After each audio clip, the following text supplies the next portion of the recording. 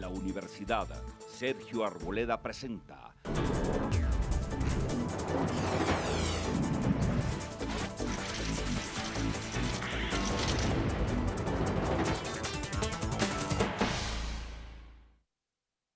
Bienvenidos.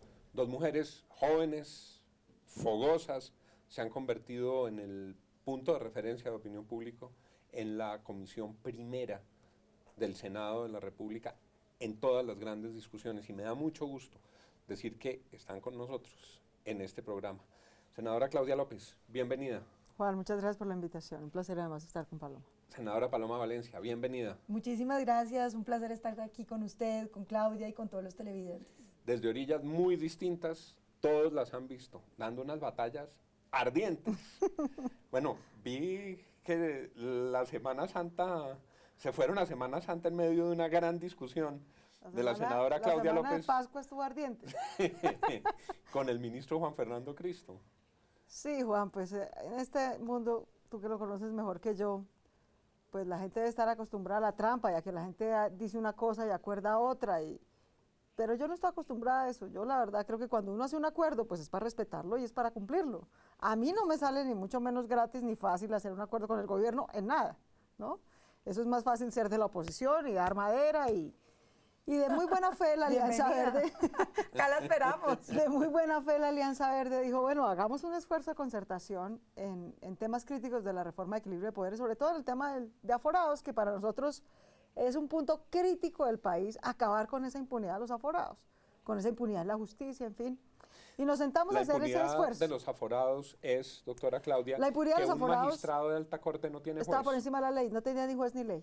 ¿Por qué? Porque lo juzga el Congreso políticamente, o sea, no lo juzga nunca. Y por eso están los preteles, y por eso nadie juzga a nadie, y nadie hace renunciar a nadie. Eso es insostenible. Y nosotros lo hemos venido diciendo desde el día 1, así que bueno, nos sentamos a hacer un acuerdo, y el acuerdo yo creo que quedó bien hecho.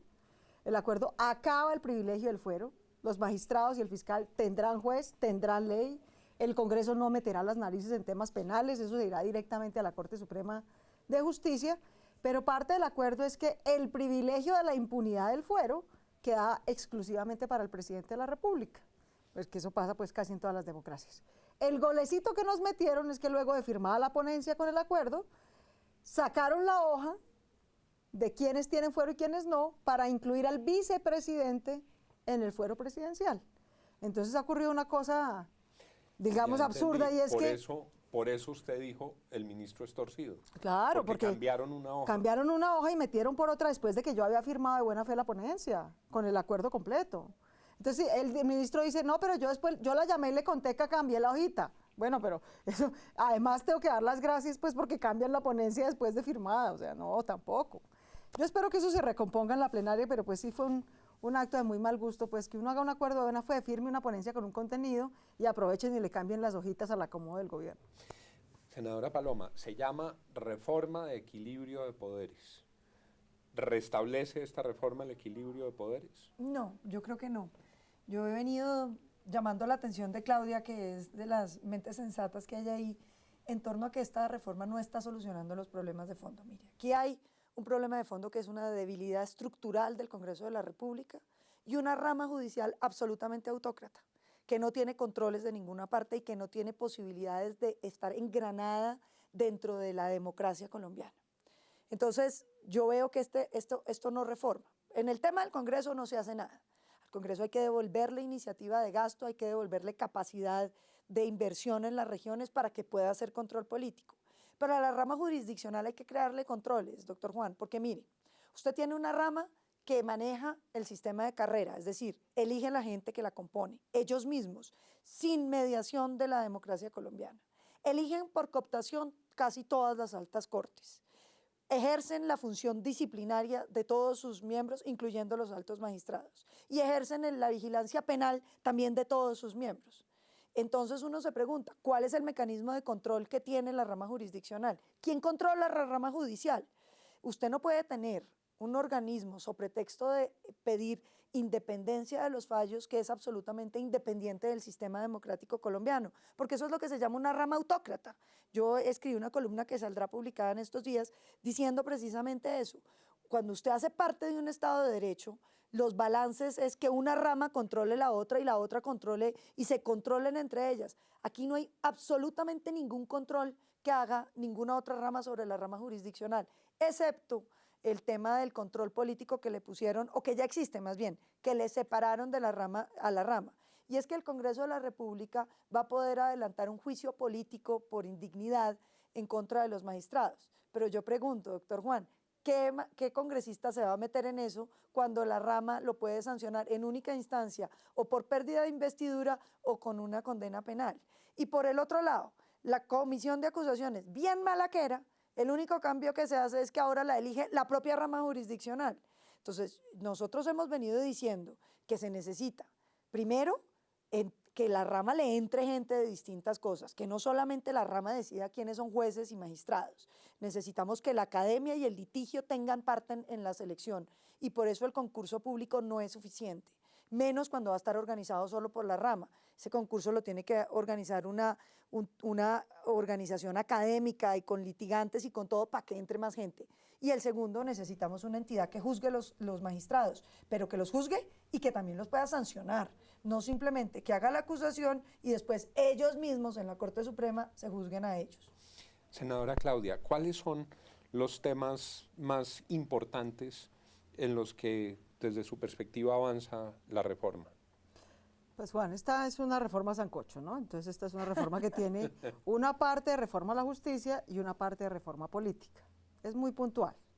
Entonces, digamos, en la parte de reforma política... No es una reforma estructural. No, pues es una reforma que toca temas que requieren reforma constitucional. Hay muchos temas que son importantísimos para la estructura de la justicia, pero que no requieren reforma constitucional. Y la verdad es que reforma estructural en este país no hay de nada. De nada. No hay ni reforma fiscal estructural, ni reforma a la justicia estructural, ni reforma política electoral. No, ni de salud, Todo ni de toca educación, ni de... por goteo, ¿no? A ver qué es posible sacar en el Congreso sin que se vuelva un caldo de micos.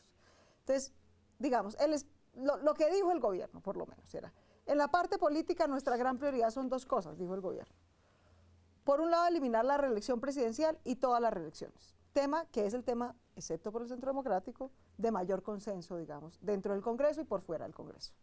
Para eso, digamos, hay votos suficientes con eso ha pasado, a pesar de la oposición del Centro Centro Democrático, todos los demás apoyamos. Ahora que Cambio Radical quiere la reelección del vicepresidente con funciones de presidente, yo creo que podemos aumentar esa votación en eliminar la reelección presidencial, digamos. Y en general eliminar todas las reelecciones. Ni habrá procuradores que se reelijan, ni habrá contralores que se reelijan. Todas las reelecciones se están eliminando y yo creo que esa es una medida buena y está saliendo bien. Solo congresistas. Las corporaciones públicas tienen reelección indefinida, lo cual Diputados, a mí, concejales. a la Alianza Verde, le parece inconveniente. Nosotros propusimos limitar a 3 periodos máximo la elección en cuerpos colegiados. Obviamente fuimos aplastantemente derrotados en el Congreso, todo el mundo quiere quedar aplanado 40 años. Eso obstruye el Congreso y obstruye los partidos. Pero digamos, las reelecciones en todos los cargos ejecutivos y altos funcionarios del Estado se eliminan. Y eso está bien, y eso está saliendo bien, tiene votos, va a salir bien. La otra gran propuesta política del gobierno es eliminar el voto preferente y que los partidos sean responsables de sus listas, hagan listas únicas, cerradas, bloqueadas, digamos un poco siguiendo el ejemplo del Centro Democrático, que nadie dudaría que es un partido mucho más organizado que todos los demás en el Congreso, digamos. Ahí hay muchas discusiones, digamos, nosotros en la Alianza Verde y muchos partidos han dicho, sí eliminamos el voto preferente, pero con garantías de democracia interna y financiación pública de las campañas. La verdad es que ¿quién ha derrotado al gobierno en este tema? Su propia bancada. La bancada mayoritaria de la U, de los conservadores, le hundieron al gobierno esa propuesta y yo veo muy difícil que salga. Pero digamos, esos son los dos platos fuertes. Hay otras cosas, pero esos son los dos platos fuertes del componente político de la reforma. Y va regularcito. En el componente judicial, en cambio, fíjate usted, no hay mal que por bien no venga. Y es que el escándalo de Pretel y el escándalo de las Cortes y esta impunidad rampante ha puesto todas las alarmas y entonces se han visto forzados a mejorar el componente judicial. Alguien decía que esta reforma no se tramitaba a pupitrazo, sino a pretelazo. A pretelazo, pero por cuenta del escándalo, el gobierno tuvo que ceder, cancelar la comisión de acusaciones y el juicio político, que era lo que generaba mucha impunidad, y crear un mecanismo de juicio penal, legal, para los magistrados. Entonces, eso yo creo que se puede mejorar, pero va saliendo mejor. Y la eliminación del Consejo Superior de la Judicatura, que es el otro gran monstruo de la rama judicial que no sirve para nada. Senadora Paloma, en lo político, el Centro Democrático tomó la decisión dentro del régimen actual, que es potestativa, de irse con lista cerrada para el Congreso. ¿Es conveniente que esa sea una norma general? Hombre, yo oigo los argumentos del Polo Democrático y uno a veces siente que ellos tienen su punto. Es decir, cuando un partido no tiene una unidad, es difícil hacer una lista cerrada. Pero yo veo también, doctor Juan, que el hecho de que la lista sea abierta y con voto preferente, eso favorece la operación avispa. Es decir, que dentro de los partidos nadie tiene que hacer caso porque cada uno es dueño de su pequeño podercito. Es como y un eso cartel rompe. de microempresas electorales. Alguien Exactamente. decía, la Constitución buscó evitar las microempresas electorales. Lo que hace esta modalidad de lista única con voto preferente es volverlas cartel. Correcto. Claro, y le pasa una cosa terrible a los partidos, y es que su posibilidad de, digamos, ejercer disciplina de partido sobre sus congresistas se elimina, porque cada uno dice que estos votos son míos, no son del partido. A diferencia de lo que pasa en el Centro Democrático, donde nadie tiene votos propios y los Todos son de votos, Uribe. exacto, son del presidente Uribe y son, digamos, votos institucionales. Entonces yo no puedo salir a decir, a mí no me parece y yo me voy con mis votos para otra parte. Entonces crean toda esa cantidad de figuras de inhabilidades que lo que terminan es generando cosas absurdas como la del vicepresidente Angelino Garzón, que tiene como salir elegido, que tiene un prestigio político, pero por culpa, digamos, de las cantidad de normas ridículas que se inventan, entonces ahora termina inmerso en doble militancia y ni siquiera puede irse por firmas para aspirar. Y eso lo crean es para tratar de obligar a la gente a tener una disciplina que no tienen. Es más fácil eliminar la lista el voto preferente y hacer la lista única para que el partido pueda disciplinar a sus congresistas. Senadoras Paloma Valencia y Claudia López. Ya regresamos.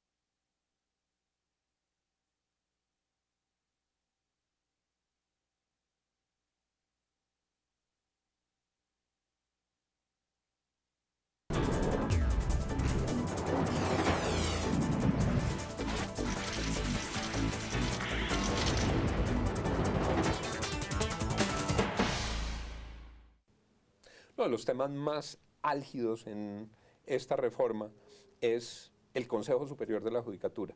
Ha intentado el Congreso en varias oportunidades acabar el Congreso de la Judicatura, modificarlo.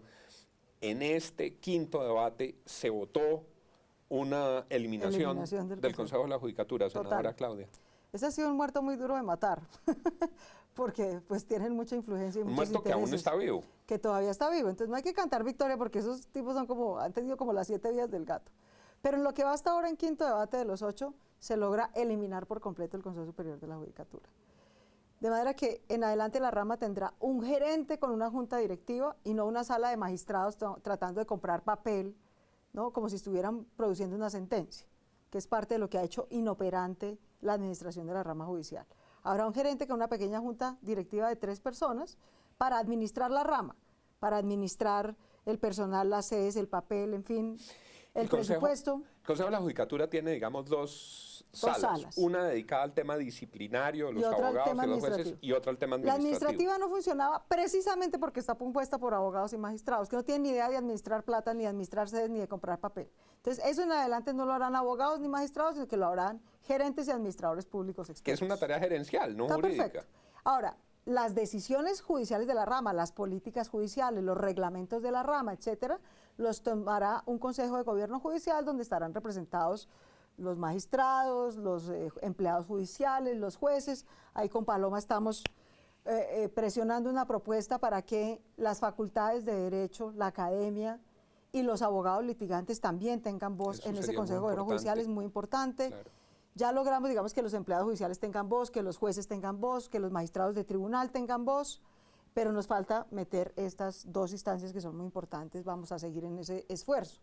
Y en la sala disciplinaria tenía 3 problemas. Uno, su origen, un origen completamente politizado, ¿no? El presidente proponía, entonces los presidentes volvieron eso a un pago de favores políticos y el Congreso eligió a la peor gente y terminamos con villarragas de magistrados disciplinando a los jueces. Eso salió muy mal. Entonces aquí se cambian los requisitos para elevarlos y el origen en 2 partes. Primero se hace un concurso público de méritos en la propia rama y luego de esa lista, que ya digamos tenga los méritos y los requisitos, elige el Congreso en pleno. A ver si logramos tener una cosa equilibrada que participe en las 2 ramas, pero menos politizada. Lo segundo que mataba a esa sala disciplinaria es que resolvía tutelas. La mayoría de los escándalos está por compraventa de tutelas o por compraventa de decisiones sobre qué jurisdicción. Jurisdicción de competencias. Competencias entre jurisdicciones. Entonces, esas 2 funciones se le quitan. Ya no resolverán tutelas, será exclusivamente disciplinario, ni tampoco resolverá conflictos entre jurisdicciones. Nuestra propuesta, esperamos que así se apruebe, es que eso lo haga la Corte Constitucional. Senadora Paloma, ¿usted ha tenido discrepancias o reparos frente a una parte de esta fórmula? Sí, pues a mí me alegra mucho lo del gerente porque esa propuesta fue del Centro Democrático, digamos, en el primer proyecto, quienes hablaron de la necesidad de que eso no lo manejaran los magistrados, sino que trajéramos un gerente que supiera administración, que eso no se necesita ser magistrado para poder hacer una alocación de los recursos físicos que necesita la rama. Entonces yo en eso creo que hay un avance y que es importante. Pero yo sigo viendo varios problemas. El primero, doctor Juan, que las políticas de la rama las vaya a fijar la propia rama. ¿Por qué? Porque yo creo que la rama jurisdiccional, vuelvo y lo digo, se está volviendo una rama autócrata. Usted como presidente de la República, que es jefe del Estado, no tiene ninguna incidencia sobre la rama. Uno se pregunta qué hace el ministro de Justicia o para qué hay ministro de Justicia. Cuando haya paro, de pronto lo llaman. Pero en realidad no tiene ningún papel porque toda la rama se maneja ella misma autónomamente, digamos en una cosa, me parece a mí, por fuera del Estado de Derecho. Y el segundo tema, que me parece más delicado, es el tema disciplinario. Yo coincido con la necesidad de quitarle las tutelas, de quitarle el conflicto de competencias y todas esas cosas, está muy bien. Pero yo sigo viendo que hay un problema con que la disciplina de la rama la tenga la rama misma. Ninguna otra rama tiene la disciplina en su propia rama. Eso sí. Ninguna. A los congresistas los investiga la Procuraduría, a los funcionarios públicos y el Consejo de Estado en la pérdida de investidura, a los funcionarios públicos la Procuraduría.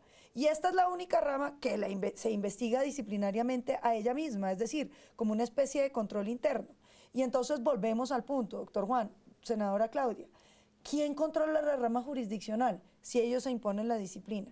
Ellos hacen el concurso para decidir quiénes entran. Ellos hacen el juzgamiento penal de los magistrados. Entonces, si usted se pone a ver, es una rama que no tiene ningún control de ninguna otra parte. Es una rama que tal vez uno le permitiría eso al presidente porque ganó con las amplias mayorías nacionales, pero estos ni siquiera tienen origen democrático. En mi opinión, para que esta reforma funcione, necesitamos crearle vasos comunicantes a la rama judicial con el sistema político colombiano, con su democracia, con el sentir del pueblo. Yo por eso he dicho, necesitamos jurados de conciencia en ciertos procesos, necesitamos que no sea ellos los que organicen el concurso de méritos, sino la academia. Hacerle ofertas, por ejemplo, doctor Juan, lo he dicho varias veces, directas a los mejores estudiantes de Derecho, a los mejores estudiantes de maestrías de Derecho, para que entren a la rama y tengan la oportunidad de hacer una formación en la escuela judicial de un año o algo así, y después entren. ¿Para qué hacemos un concurso si ya las universidades los han evaluado? Los mejores 3 estudiantes de todas las facultades de Derecho de Colombia son buenas gentes, gente preparada. Entonces yo creo que hay que abrirle huecos a esa estructura para que se comunique con el sistema político colombiano. Yo estoy de Senadora acuerdo. Claudia. Yo creo que Paloma en eso ha sido muy insistente. Ahí lo que pasa es que ese sí que es un equilibrio de poderes que es muy importante mantener, y es que uno necesita una rama que le rinda cuentas a la sociedad, que también sea controlada por las otras dos, pero que mantenga su autonomía y su independencia. Porque es que si los jueces de Colombia no pueden tomar decisiones en derecho, estando tranquilos de que no se les van a meter los políticos por el Ejecutivo o el Congreso a vulnerarles su autonomía, pues también se nos vuelve un problema para la democracia. Yo creo que aquí hay algunos avances, pero hay cosas que Paloma menciona que se pueden mejorar. Por ejemplo, ¿quién organiza el concurso de méritos para escoger a quienes van a disciplinar a los mismos miembros de la rama? Hoy la propuesta va en que lo haga la propia dirección de la magistratura, que es parte de la rama. La propuesta del Centro Democrático, es decir, la propuesta también de Roy Barreras, que la hizo en la última sesión, es que ese concurso en particular lo organice la academia. No lo organice la dirección de la magistratura. Esa puede ser una propuesta, yo creo que la podemos ver, hay tiempo para trabajarla. Pero yo creo que hay cosas que también van avanzando. Mire, hoy en día los magistrados de las altas cortes, de la Suprema y del Consejo de Estado, escogen a dedo a sus sucesores. Y escogen a dedo a los conjueces, o sea, a quienes los reemplazan cuando ellos tienen conflicto de interés. De esta reforma en adelante habrá un concurso público de méritos y ellos no van a poder escoger a dedo sino de esa lista.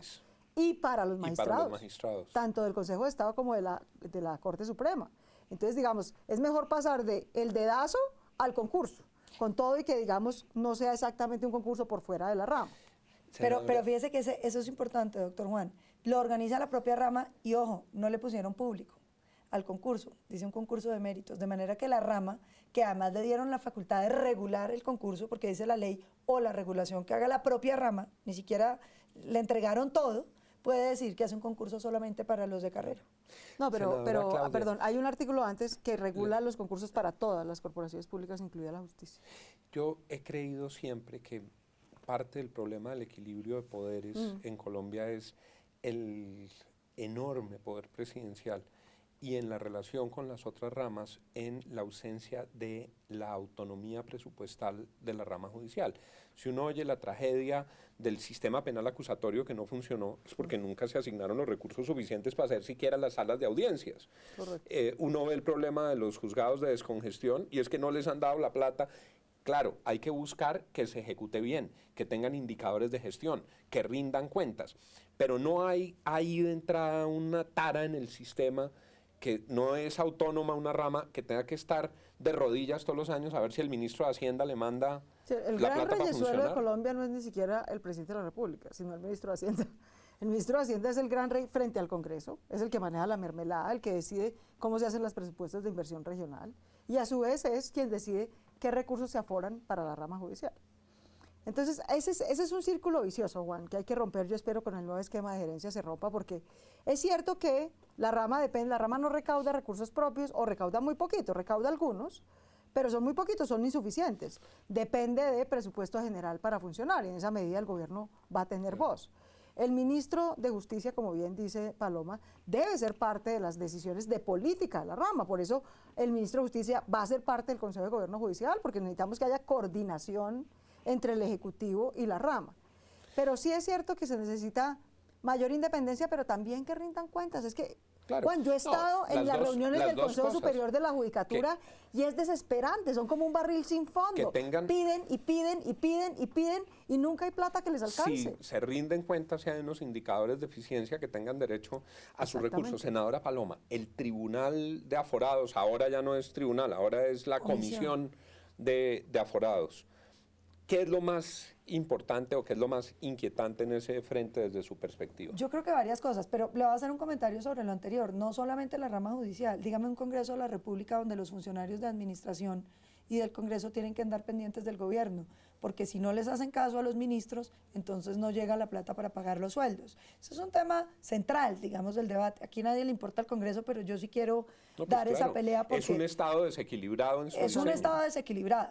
Ahora, la independencia, doctor Juan, de la rama judicial es sobre sus providencias, sobre su capacidad de hacer las cosas, pero no puede ser independencia frente al sistema democrático colombiano ni frente a la sociedad colombiana. Tienen que rendir cuentas, pero además tiene que haber posibilidades de que si las cuentas que nos rindieron no son las que esperamos, podamos sacarlos. Puede haber algún movimiento dentro de la rama, no solamente que usted diga, no hicimos nada, aquí venimos a contarles. Ah, bueno, gracias, hasta luego, porque no hay nada que hacer, que es la realidad de Colombia. Hoy no hay cómo exigirle nada a la rama judicial. Y ahí entro en el tema del Tribunal de Aforados. No hay cómo exigirle nada y a mí me parece que, con todo respeto, el tribunal no va a funcionar. Porque, ¿qué hicieron? Se separó el juzgamiento político por, digamos, por indignidad del juzgamiento penal, que está muy bien. Y entonces dicen, ahora el Congreso puede juzgar por indignidad a los magistrados. Ya podía, doctor Juan, lo hubiera podido hacer. No funciona porque ningún congresista se va a meter a juzgar a un magistrado cuando los magistrados los pueden destituir por pérdida de investidura en única instancia o lo pueden judicializar a usted penalmente. Entonces eso tampoco va a funcionar. Y el tribunal o la comisión de aforados, que va a ser nombrada, elegida también por la rama judicial, entonces los va a investigar y va a acusar. Y después vuelve todo a la Corte Suprema de Justicia. Seguimos manteniendo una rama que no tiene posibilidades de control de ninguna otra rama, porque el desequilibrio que hay hoy entre la rama jurisdiccional y el Congreso de la República impide que un congresista vaya a adelantar un juicio político contra un magistrado. Dos preguntas, senadora Claudia, sobre el Tribunal de Aforados. Uno, los órganos de control y los altos funcionarios, fiscal, procurador, contralor, ahí hay pulsos, ahí se dicen unas cosas, meten unos, sacan otros. Y lo otro es el presidente de la República. El presidente de la República seguiría prácticamente en el mismo régimen que tiene hoy y eso no cambia. Eso no cambia. El presidente de la República va a tener juicio político, que es un gran privilegio, porque quiere decir que usted puede estar por encima de la ley por razones de conveniencia política. Esa fue la pelea con el ministro del Interior. El equilibrio de poderes no toca al presidente. No toca al presidente, pero así es en todas las democracias, Juan. En todas las democracias los presidentes están exentos de la ley penal por conveniencia política y por estabilidad institucional. Entonces, ese régimen para el presidente se mantiene. Lo que cambia es el régimen para los demás aforados, es decir, los magistrados y el fiscal, que tenían eso que estaba explicando Paloma, y es que había una combinación de juicio político y juicio penal. Entonces, lo penal nunca avanzaba. Nunca avanzaba porque estaba pegado al juicio político. ¿Qué es lo que hemos hecho? Separarlo. Es decir, bueno, puede que el juicio político, que como bien dice Paloma, ya lo hacía el Congreso, si no funciona, no funciona, pero no se va a quedar lo penal atascado por eso. ¿Por qué? Porque va a haber una comisión independiente que investigue y acuse y la Corte Suprema de Justicia podrá condenarlos. Entonces, los delitos, que es lo más grave, la corrupción, el conflicto de interés, el lobby indebido, todo eso se podrá juzgar penalmente de manera independiente a través de la Corte Suprema de Justicia. Nos hacen señas que hemos terminado. Yo quiero decirles una cosa. Gracias, senadoras, por levantar la voz con esa firmeza y con esas convicciones tan claras, cada una desde su orilla. Sí es refrescante oírlas en el Congreso dando esas batallas, sobre todo porque uno sabe que cuando ustedes las dan es porque piensan que eso es lo correcto. Senadora Paloma, muchas gracias. Muchas gracias, doctor Juan. Qué gusto haber estado con usted y con todos sus televidentes. Muchas gracias. Senadora Claudia, muchas gracias. Juan, un placer estar acá siempre. Y a ustedes, muchas gracias por acompañarnos en el día de hoy. Como vieron, estamos estrenando un nuevo set y a mí me dio mucho gusto poderlo hacer con estas dos fogosas y valerosas senadoras. Gracias por su compañía. La Universidad Sergio Arboleda presentó